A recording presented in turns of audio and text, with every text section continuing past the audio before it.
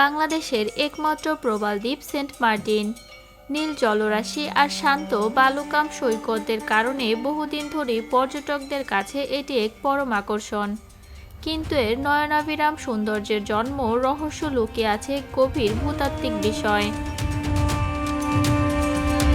গবেষণায় উঠে এসেছে আজ থেকে 263 বছর আগে অর্থাৎ 1762 সালের 2রা এপ্রিলের এক ভয়াবহ ভূমিকম্পে জেগে ওঠে এই দ্বীপটি।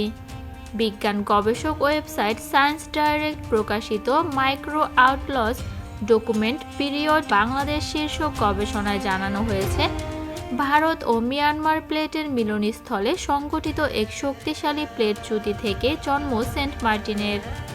ঐতিহাসিক নথি ও বিশেষজ্ঞদের বিশ্লেষণে দেখা যায় এটি ছিল রিক্টার স্কেলের প্রায় 8.5 বা তারও চেয়ে বেশি মাত্রার এক প্রলয়নকারী ভূমিকম্প, যা ইতিহাসের অন্যতম শক্তিশালী কম্পন হিসেবে বিবেচিত। সেই রাতে কম্পন সমগ্র চট্টগ্রাম ও কক্সবাজার উপকূল অঞ্চলে তীব্রভাবে অনুভূত হয়েছিল।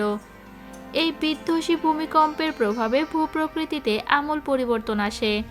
সমুদ্রের নিচে থাকা ভূপ্লেটগুলোর মধ্যে সৃষ্ট প্রচণ্ড চাপের ফলে বঙ্গোপসাগরের তলদেশের একটি বৃহৎ অংশ স্থায়ীভাবে উপরে উঠে আসে। বিজ্ঞানীরা এই ঘটনাকে ভূকম্পনজনিত সহ উত্থান বলে চিহ্নিত করেছেন। এই উত্থানের ফলে সেন্ট মার্টিন এবং টেকনাফের একটি বিশাল উপকূলীয় অংশ, যা পূর্বে সমুদ্রের নিচে একটি ডুবোচর হিসেবে পরিচিত ছিল, তা সমুদ্রপৃষ্ঠের উপরে স্থায়ী ভূখণ্ড হিসেবে জেগে ওঠে। গবেষণায় প্রমাণিত সেই রাতে ওই অঞ্চলটি প্রায় 10 ফুট উঁচুতে উঠে আসে। এর সবচেয়ে স্পষ্ট প্রমাণ দ্বীপ জুড়ে দেখতে পাওয়া যায় মৃত প্রবালের স্তর, যেসব প্রবাল একসময় পানির নিচে ছিল, ভূকম্পনের হঠাৎ উপরে উঠে আসায় সেগুলো মারা যায়। আর এই স্তরই জানিয়ে দেয় 1762 সালের আগে এখানে ছিল না কোনো দৃশ্যমান স্থলভূমি।